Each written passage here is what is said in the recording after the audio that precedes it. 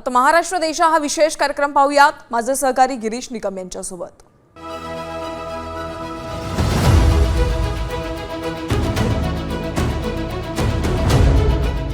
नमस्कार, महाराष्ट्र देशा विशेष कार्यक्रमात आपल्या सर्वांचं स्वागत। या आठवड्यात राज्य सरकारने घेतलेल्या महत्त्वाच्या निर्णयांचा आढावा घेऊयात। महाराष्ट्र सरकारने महात्मा ज्योतिराव फुले शेतकरी कर्जमुक्ती योजनेच्या नियमांमध्ये मोठा बदल केला।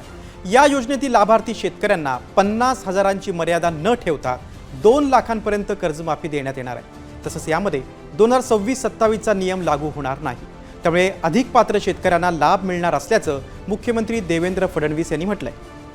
महात्मा फुले कर्जमाफी योजनेतले जे लोक होते ज्यांना 50,000 रुपयापर्यंत आपण म्हटलं होतं त्यांनाही 2 लाखापर्यंत कर्जमाफी द्यावी आणि त्यासोबत 26-27चा जो नियम आहे तोही वगळण्यात येईल। त्यामुळे आता त्याच्या आधीच्या 3 वर्षातले कुठलेही 2 वर्ष ज्यांनी रेग्युलर भरलेले आहेत ते सगळे लोक याकरता पात्र होतील। पुन्हा सांगतो, पहिल्यांदा राज्य सरकारने हा निर्णय घेतलाय, यापूर्वी कधीही असा निर्णय झालेला नाही। नर्मदा प्रकल्पातील महाराष्ट्राच्या हक्काच्या पाण्याबाबत गेल्या 15 ते 20 वर्षांपासून सुरू असलेला वाद अखेर संपुष्टात आलाय। दिल्लीत केंद्रीय गृहमंत्री अमित शाह यांच्या उपस्थितीत महाराष्ट्र, गुजरात, मध्य प्रदेश आणि राजस्थानच्या मुख्यमंत्र्यांची बैठक झाली। या बैठकीत महाराष्ट्राला 10 TMC पाणी देण्याचा महत्त्वपूर्ण निर्णय घेण्यात आला। महाराष्ट्राला उकई धरणातून 5 TMC पाणी देण्यात येईल, तर उर्वरित 5 TMC पाणी हे नर्मदा तापी डायव्हर्जनमधून मिळणार आहे। या निर्णयामुळे उत्तर महाराष्ट्रातील नंदुरबार, जळगाव आणि नाशिक जिल्ह्यांच्या काही भागांना मोठा दिलासा मिळणार आहे। महाराष्ट्र कर्नाटक सीमा प्रश्नासंदर्भात अनेक वर्षांपासून सातत्यानं संघर्ष सुरू आहे। या संदर्भात उच्चाधिकार समितीची एक बैठक मुख्यमंत्री देवेंद्र फडणवीस यांच्या अध्यक्षतेखाली झाली। उपमुख्यमंत्री एकनाथ शिंदे, उपमुख्यमंत्री सुनेत्रा पवार यांच्यासह खासदार शरद पवार, खासदार नारायण राणे तसंच इतर आमदार या बैठकीला उपस्थित होते। सीमा भागातील मराठी बांधवांच्या हक्कांसाठी महाराष्ट्र सरकार ठाम आहे। सर्वोच्च न्यायालयातील सुनावणीसाठी वरिष्ठ कायदेतज्ञांची नियुक्ती आणि सर्व खर्च राज्य सरकार करेल अशी ग्वाही मुख्यमंत्र्यांनी दिली। तर सीमा भागातील विद्यार्थ्यांसाठी वैद्यकीय, अभियांत्रिकी प्रवेशात जागा राखीव असल्याचं उपमुख्यमंत्री एकनाथ शिंदे यांनी सांगितलं। देशातील सर्वात मोठं ॲग्रो कन्व्हेक्शन सेंटर नागपूरजवळील दाभा इथे पंजाबराव कृषी विद्यापीठाच्या जागेवर उभारलं जाते।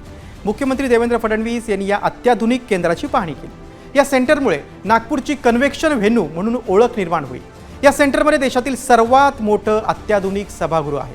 शेतकऱ्यांसाठी प्रशिक्षण, मार्गदर्शन शिबिर आणि कृषी प्रदर्शन आयोजित करण्यात येणार आहे। आषाढी वारी सोहळा दरम्यान संत ज्ञानेश्वर महाराज आणि संत तुकाराम महाराजांच्या पालख्या पुणे मुक्कामी असतात। मुख्यमंत्री देवेंद्र फडणवीस यांनी माऊलींच्या पादुकांचं दर्शन घेतलं आणि राज्यातील जनतेच्या सुख समृद्धीसाठी विठ्ठल चरणी प्रार्थना केली। तसंच उपमुख्यमंत्री सुनेत्रा पवार यांनीही सासवड इथे माऊलींचं दर्शन घेत वारी व्यवस्थेचा आढावा घेतला। माहिती व जनसंपर्क महासंचालनालय आणि वॉर्नर ब्रदर्स डिस्कव्हरी वाहिनी यांनी संयुक्तपणे तयार केलेल्या पंढरपूर वारी आणि संतांच्या पाऊलखुणा या माहितीपटाचा मुख्यमंत्री देवेंद्र फडणवीस यांच्या उपस्थितीत प्रीमियर शो झाला। पंढरपूर वारी आणि संतांच्या पाऊलखुणा हा 22 मिनिटांचा माहितीपट वॉर्नर ब्रदर्स डिस्कव्हरी यांच्या सहकार्यानं तयार करण्यात आलाय।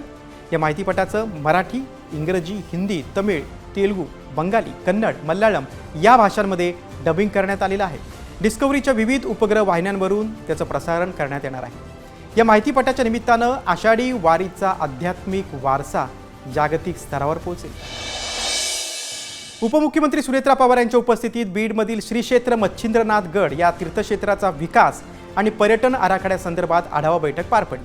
यावेळी तीर्थक्षेत्राच्या सर्वांगीण विकासासाठी आवश्यक पायाभूत सुविधा, भाविकांसाठी सोयी सुविधा, पर्यटनाला चालना देणाऱ्या विविध बाबी तसंच आराखड्याच्या प्रभावी अंमलबजावणीचा सविस्तर आढावा घेण्यात आला। या बैठकीत संबंधित अधिकाऱ्यांना विकास कामं वेळेत आणि दर्जेदार पद्धतीनं पूर्ण करण्याबाबत तसंच आराखड्याची प्रभावी अंमलबजावणी सुनिश्चित करण्यासाठी आवश्यक त्या सूचना आणि निर्देश दिले। मुख्यमंत्री देवेंद्र फडणवीस यांच्या हस्ते विशेष बोधगया दर्शन यात्रेचा शानदार शुभारंभ करण्यात आला। मुख्यमंत्री तीर्थ दर्शन योजनेमुळे राज्यातील भाविकांना बिहारमधील पवित्र महाबोधी मंदिराचं दर्शन घेता येणार आहे। ट्रेन रवाना करताना मुख्यमंत्र्यांनी सर्व यात्रेकरूंशी संवाद साधून त्यांना सुखकर प्रवासासाठी शुभेच्छा दिल्या. भाविकांमध्ये या योजनेमुळे मोठा उत्साह आहे. महाराष्ट्र देशा विशेष कार्यक्रमात इथेच थांबतोय. पुन्हा भेटूयात.